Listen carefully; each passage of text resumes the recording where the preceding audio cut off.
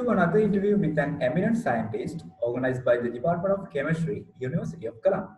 I'm Nadunubhai Singh, a final year undergraduate student, and I'll be interviewing Professor MacLachlan. He's currently a professor as well as the Associate Dean of Research and Graduate Studies in the Faculty of Science, University of British Columbia. He's also the director of the NanoMat program in the same university. So, good evening, Professor MacLachlan. Good evening, Nadine. Thank you, Professor. We highly appreciate you for allocating some time in your busy schedule. To begin this interview, I'd like to know about your journey through science up to the current status, such as your educational background and any other inspirational events that shaped you into who you are today.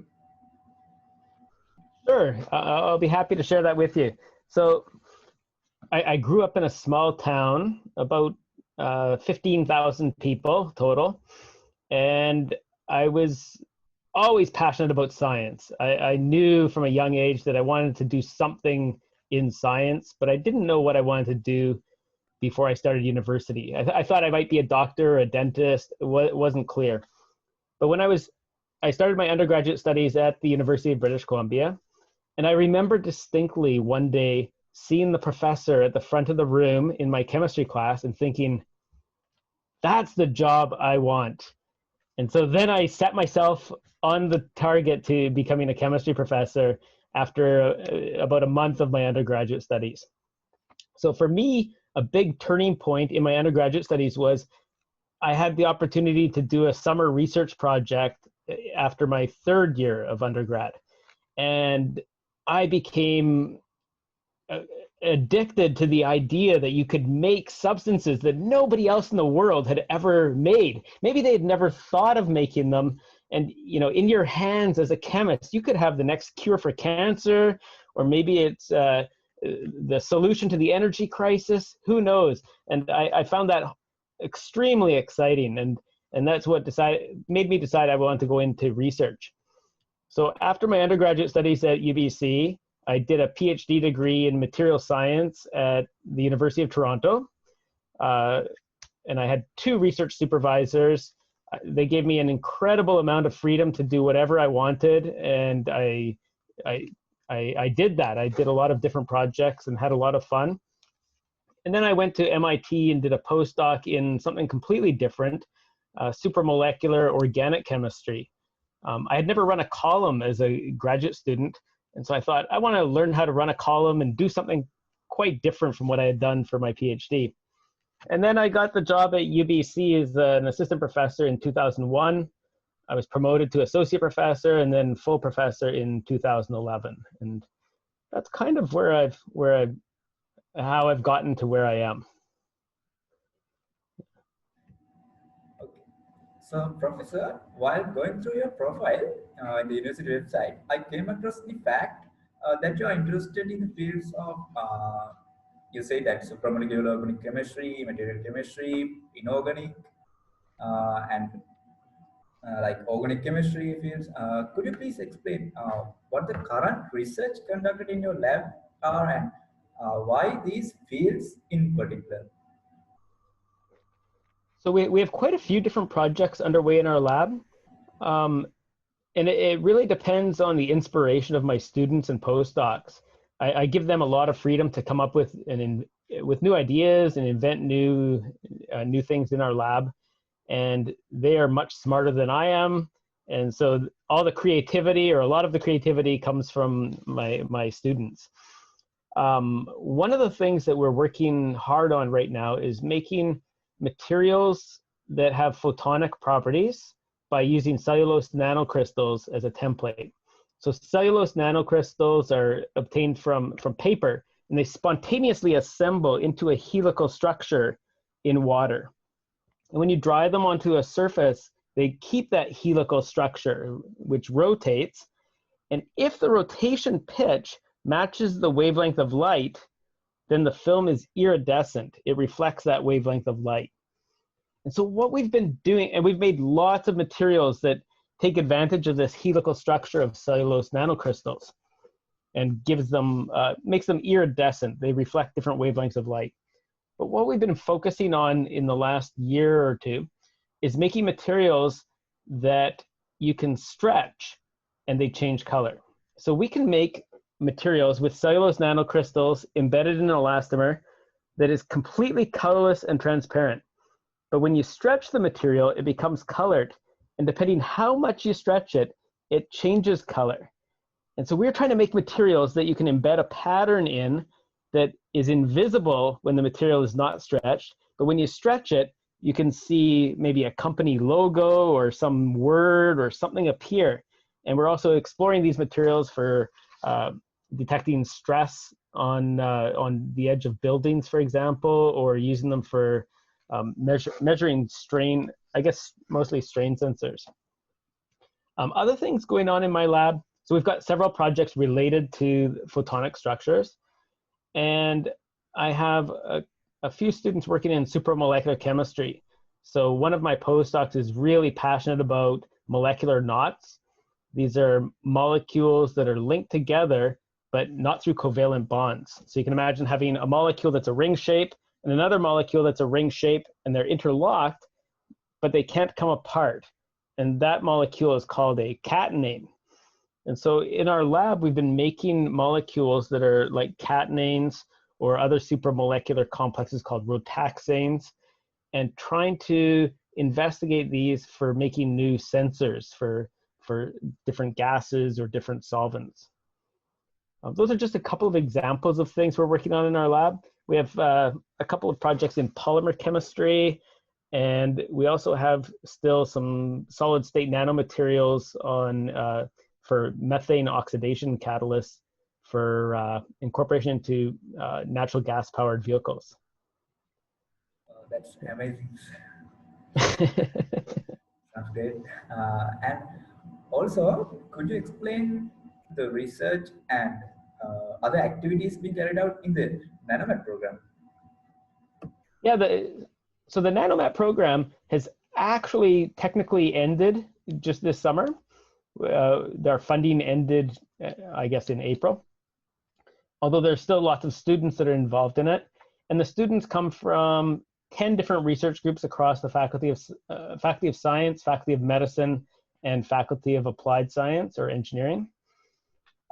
So, you know, students in my group are working on photonic materials from cellulose nanocrystals.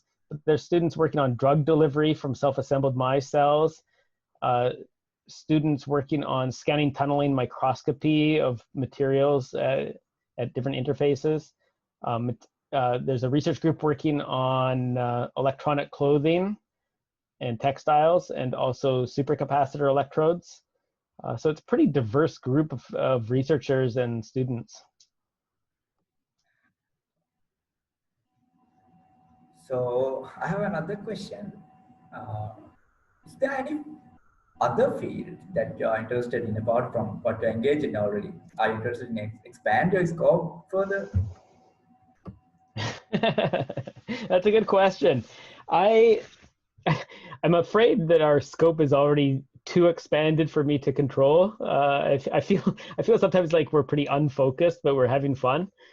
You know, I do think some of the most exciting problems are at the interface of chemistry and biology or chemistry and physics. And so I wouldn't mind getting some additional collaborations on those two areas to explore some new materials and new problems. Yeah, within the chemistry area, I'm not sure that I have any interest to move into analytical chemistry or other areas. Okay, Professor. In the website, aromaticity postdoc and supramolecular materials were mentioned the ongoing researches. I read your team discovered fact that the force towards an alternative neutral structure was strong to disrupt the normal mode of electron delocalization in benzene. Could you please explain how the team came into this conclusion, and also what could be the potential applications and future prospects in this area? Sure. So I think the paper you're referring to is actually about 5 years old now. A paper we published in Organic Letters with a student of mine, Hessam. And Hessam was a super creative guy who is now a postdoc in the UK, in Scotland. And he really was interested in the idea of challenging aromaticity. So we've been working on some molecules that are called heteroradiolines, and these are based on hexasubstituted benzene derivatives. And in some cases, we can make the molecule, starting with a benzene ring, look like the benzene ring has completely lost aromaticity. That is, that all the carbon-carbon bond lengths are now much longer than you'd expect if they were a bond order of 1.5 in a benzene ring. And the paper you're talking about is one in which we use charge delocalization with I guess they were not tertiary amines or tertiary ammonium groups in the heteroradiolene.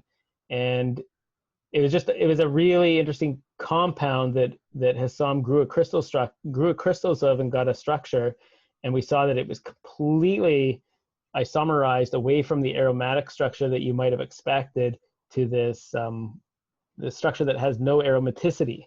So I really like those kind of projects where we're challenging, things that you take for granted. You look at this molecule, you draw it in ChemDraw, and it looks like it's aromatic, but actually in reality, it loses all of its aromaticity because of the stabilization of the resonance delocalization into the periphery of the molecule. Sounds good. So, Professor, what is your opinion on the importance of the knowledge of nanomaterials in research related to chemistry? So I think that nanomaterials is just starting to catch on in chemistry programs. Our undergraduate chemistry program here at UBC has very little in the way of nanomaterials until the 4th year or even the graduate level. Once you're in graduate level, there's a couple of different nanoscience courses you can take. But before that, there's not much. And I think that's generally true at universities. But I do think that there is a growing need for students to learn something about nanoscience, because there are more and more nanomaterials everywhere around us, whether it's silver nanoparticles embedded in your clothing, or gold nanoparticles being used for cancer therapy. There are more and more commercial applications of these nanoparticles, and it's important that people graduating with a chemistry degree know something about how they're made and their properties, just so they can communicate it to others. I also think that some of the most exciting things of the future lie at the interface of nanoscience and chemistry. For example, I think molecular electronics will be a field to watch for in the next 25 or 30 years. And there's already a lot of progress in that area. Things like, carbon nanotubes. I think we were all hopeful that we would see carbon nanotube computers in our homes by this time.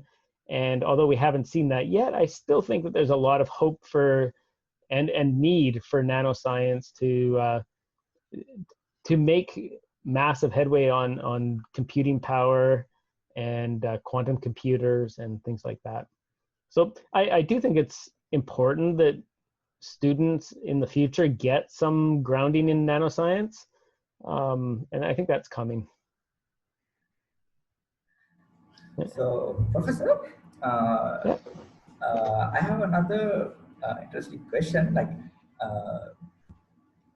I asked before. So, what do you think the importance of the supramolecular chemistry related to research? Yeah, I think supramolecular chemistry is also an important topic that is also in some ways overlooked in undergraduate chemistry programs. Yet it's extremely important to understand, weak intermolecular interactions that dominate all biological structures. Protein folding is all dominated by supramolecular chemistry. And I think supramolecular chemistry will be important for environmental remediation, where people can design special receptors for isolating different metals, for example, from waste streams. And also for sensing. Supramolecular chemists are very good at making recognition elements for detecting molecules that may be present in disease and allow us to detect disease or detect different species in the environment. So I think that it's important to have a grounding in supramolecular chemistry as well. I also find it very exciting. I must say that I've learned so much in supramolecular chemistry that I never imagined. For example, molecular knots. Who would have guessed that you could make molecules that don't have any bonds between them, but are captured just because of physical means, like in a catenane. And people are now making polymers that have like a chain link structure, and they have very unusual properties that aren't similar to ones that are all covalently bonded. I just think that I find supramolecular chemistry to be a really exciting field that people can be really creative in it. So interesting, sir.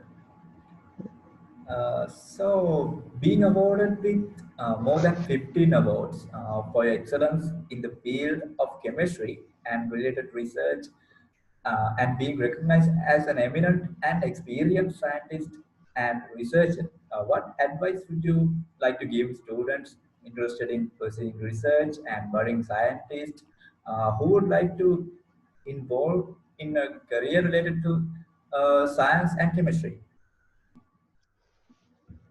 Well, first of all, I would not call myself an eminent or experienced scientist by any means. I'm still a little child in the lab trying to learn and find my way around. In fact, I'm not allowed in the lab because I'm such a danger now to my students. I wouldn't know where to find anything. But my advice, the advice I always give students is find your passion. Find out what you're excited about. Because when you commit to a career for 30 or 50 years, you want to make sure that there's a reason you're getting up to go to work every day. And I think the only option is to be excited about what you're doing and enjoy it. So, for me, I love teaching students and teaching classes. And I love doing research and thinking about new ideas. So this job is perfect for me. But I think other people get passion from different things. And in chemistry, I know some people that are extremely passionate about solving real world problems. And so they want to go into industry with their chemistry degree and solve real world problems. And I think that's fantastic as long as they found what they're interested in. Other advice I would give, work hard. But I think if you enjoy what you're doing, you're going to be much more motivated to work hard. Be creative. So don't be afraid to think crazy things. You might be wrong 99% of the time, but that 1% time that you're right might lead to something really exciting and innovative. Work as a team. So really think about the people you're working with, be considerate of them, and try and include them as much as you can in your research. And what else? I think that's about all I can think of. Yeah. Thank you, Professor. What would be the status of science and chemistry in future with respect to the present status? Do you think there would be more novel and emerging trends and fields of research in future? Could you maybe predict some prospective future trends in your point of view? Yeah, that's a really tough question to look into the future and see where we're going to be in terms of chemistry years from now. But I can give you a few thoughts. I think some of the areas we've already talked about, molecular electronics and nanoscience, will be prominent in the future. And I think, for developing advanced computing and also devices that are used in numerous things in terms of security and cars and different parts of our lives. Food safety. I think personalized medicine will be important. Developing, it seems like a long ways off, but I think it will come a time when you can create drugs that are specific for an individual in particular cases, for treating especially for treating really nasty diseases, and such as different kinds of cancer that aren't responsive to particular drugs inside of a person. I also think that there'll be a lot of relevancy for chemistry in solving environmental problems, environmental remediation, in terms of the environment, ways to produce and keep clean water and soil for growing food. Also, alternative energy. I think chemists are going to be called upon to solve issues with environmental and alternative energy storage. These are big problems, and I think so many of these problems in the world are going to require chemists like you. Okay, Professor, does the GPA really matter when students apply to higher studies, or can a good research compensate for it? As an experienced graduate student mentor, what are your comments in this regard? So just to clarify, you mean for a student applying to graduate studies to the master's or PhD program? Yeah. I think, to get into most graduate programs, there's sort of a minimum GPA that you need to get accepted. I think a relatively high GPA is needed to get fellowships at some universities. But to me, I think that the research experience is probably the most important component, as long as you're above the minimum allowed GPA. My experience, a few of the students that I've worked with that didn't have great GPAs, but they were passionate about chemistry, were fantastic students. As